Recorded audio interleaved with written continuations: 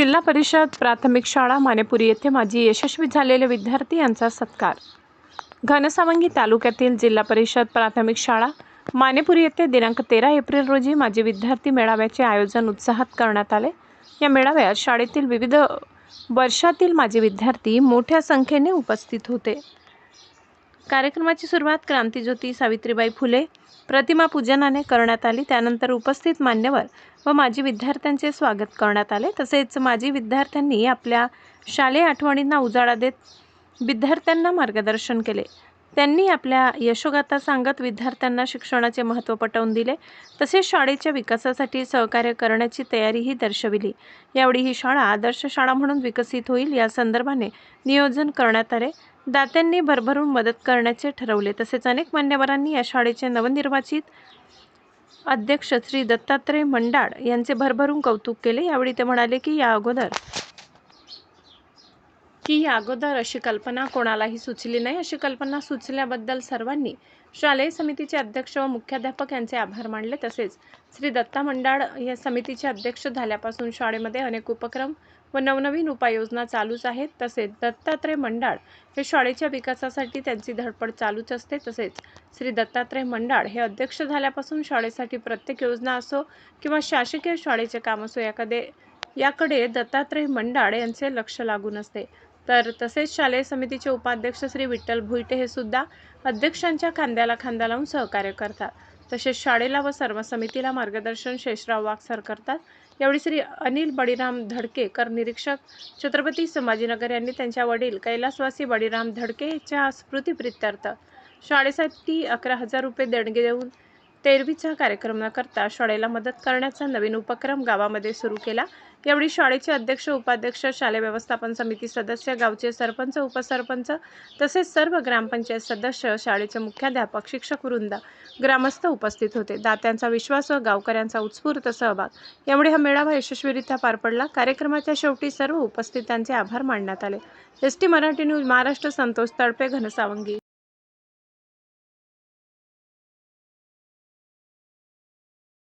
या ठिकाणी बराचसा प्रयत्न या ठिकाणी केलेला आहे। त्यांनी सर्वांना फोन लावलेत आणि फोन लावून आताच माझं बोलणं झालं रामदास बाकल यांना की पाहिजे तेवढा प्रतिसाद मिळाला नाही की आपल्या या ठिकाणी जवळजवळ 50, 55, 60 मुलं आहेत तर त्यापैकी किमान 50 मुलं तरी यायला पाहिजे। तर ठीक आहे, प्रत्येकाच्या पाठीमागे कालचा शनिवार होता, आजचा रविवार आहे, रविवारला लागून सुट्टी आलेली, अगोदरच कुणाचं नियोजन झालेलं असतं। न बोललं सगळं या ठिकाणी आलेत आणि त्यांचं या ठिकाणी शाळेच्या वतीने स्वागतही झालं। तर या ठिकाणी मी सगळ्यांना विनंती करतो की या ठिकाणी आपण जे प्रथम पाऊल टाकलं शाळेमध्ये तर त्या शाळेला काहीतरी आपल्याकडून अपेक्षा आहे। तर आपण नक्कीच सर सांगतील मुख्याध्यापक त्या पूर्ण करू, कारण आता वेळ झालेला आहे। कारण आपला जो टाइम दिला होता 9, आता बरेच जण डॉक्टर आवड साहेब जवळपास या ठिकाणी मला वाटतं 8:30लाच पोहोचली इथं आणि त्यांच्या पाठीमागे बरेचसे काम ती बरेच वेळेस म्हणले लवकर सुरुवात करा, परंतु लांबून आलेत मुलं, काही संभाजीनगरहून आलेत, जालन्याहून आलेत। आजचा संडे असतो, थोडं उठायला थोडासा उशीर होत असतो, बाकीच्या दिवशी ड्युटी असतात, आलेत। बाकीच्या अजून कोणी यायचं राहिलं असेल तर येत आहेत। तर या ठिकाणी मी या ठिकाणी थांबतो कारण वेळ झालेला आहे। बऱ्याच जण आजच्या कार्यक्रमाचे व्यासपीठ, कार्यक्रमाचे अध्यक्ष आणि उपस्थित सर्व बंधू भगिनी, आजचा कार्यक्रम ऐकला, मला वाघ सरनं कळलं, अतिशय आनंद वाटला। हा कार्यक्रम कधी झालाच नाही मानपूर, आता इथून पुढं होईल हे सांगता येत नाही। आणि बऱ्याच दिवसाची इच्छा होती डॉक्टर साहेबांची माझी की असा कार्यक्रम घडा म्हणजे आपण एकमेकाला भेटू, एकमेकाचं काय चाललं काय नाही, काय मग कोण माग आहे कोण पुढे, कशामुळं मागं राहिले, तुमची मागं राहण्याची प्रवृत्ती काय तुम्हाला फायद्याची आहे का तोट्याची कळण म्हणलं। आणि ह्याच्यामुळं आमची इच्छा होती हा कार्यक्रम घ्यायचा आणि हा कार्यक्रम अकोलमध्येच घडला आणि मला बोलावलं, याबद्दल मी आभार मानतो। आता हे तुम्ही नशिबाने सगळे, आम्ही आमच्या वेळेस ही जिल्हा परिषद शाळा नव्हती, आम्हाला बाहेर गावाला विदर्भात जाऊन शिक्षण घ्यावं लागलं। माझ्यासोबत 4 जण होते, वकील साहेबाचे वडील समता पाटील, मी, आमचे 2 भाऊ, आम्ही विदर्भात देवळगाव राजा, शिंगाव तिकडं मॅट्रिकपर्यंत शिक्षण 60ला मी परीक्षा दिली 1960ला एप्रिलची मॅट्रिकची. आणि तिथून आम्ही घरी आलो. ते आले घरी, त्यांनी थोडं शेतीकडे लक्ष ठेवलं, नाही तर ते नोकरीला लागले असते. मी शेतीत कंटाळा केला आणि मग मला जरा कंटाळा आल्यामुळं एक जणांनी मार्ग दाखविला की तुम्ही नोकरी करता का? तर म्हणलं हो. मग मला नोकरी एम्प्लॉयमेंट करावं लागलं आणि ऑर्डर आली, पण पगार भेटतो 40 रुपये.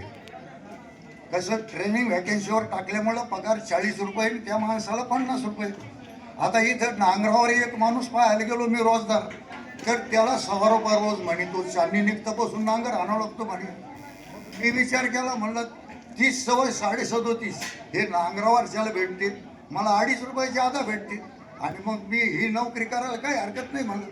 मग ही नोकरी मी 13/11/62ला सुरुवातीला आपल्या गावातून मी बाहेर निघलो.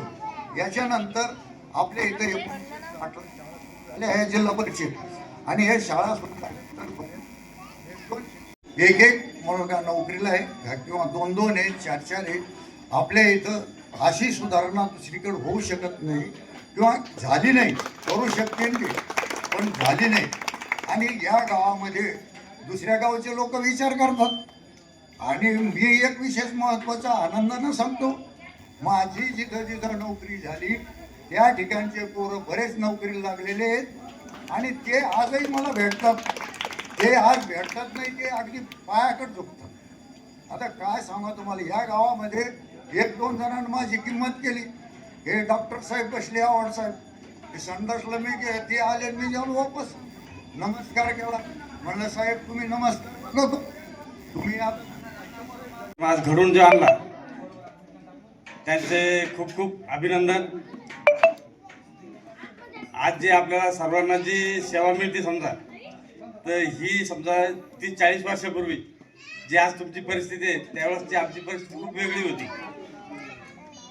आज तुमचा चप्पलचा जो खर्च आहे तो आमचा शाळेचा खर्च होता.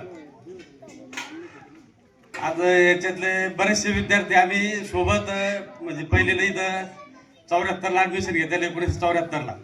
तर आम्ही 5वीला असताना पाण्यागावला जात होतो, तर कोणाच्याही पायात चप्पल नव्हती. एक थैली राहायची आपली पिशवी आपली, जी आज ती कोणी तिला घेणार पण नाही आपल्या हातामध्ये, अशी ती परिस्थिती होती. आणि त्यामधून आमच्या काही काही मित्रमंडळीची चांगली व्यवस्था होती. आता उदाहरणार्थ नाव सांगायचं म्हणलं तर आमचं संजय मनोहर चिंते यांची खूप हे होते, परिस्थिती घरची चांगली होती. तर आम्ही त्यांच्याकडे पाहून आम्ही आमच्या मनाला खात होतो समजा की आपल्याला असे दिवस कधी येतील. तर सुदैवाने योगायोगाने म्हणा सर्वांचे चांगले दिवस आलेत. असे सर्वांचे चांगले दिवस यावेत. आपल्या गावाचे कमीत कमी 100 मुलं चांगल्या पदावर कार्यरत आहेत. आपल्या तालुक्यामध्ये म्हणा किंवा जिल्ह्यामध्ये सुद्धा एकाही गावाचे असे विद्यार्थी कोणी घडलेले नाही. तर हे घडण्यासाठी आपल्या शाळेचे जे सर्व आतापर्यंत जे आजी माजी शिक्षक झालेत यांचं सर्वांचं योगदान मोठं आहे. आणि असंच मोठं योगदान राहावं. आपल्या गावचे प्रत्येक वर्षी कमीत कमी 25 मुलं सरकारी नोकरी लागो अशी इच्छा व्यक्त करतो. सर्वांचे आभार व्यक्त करतो.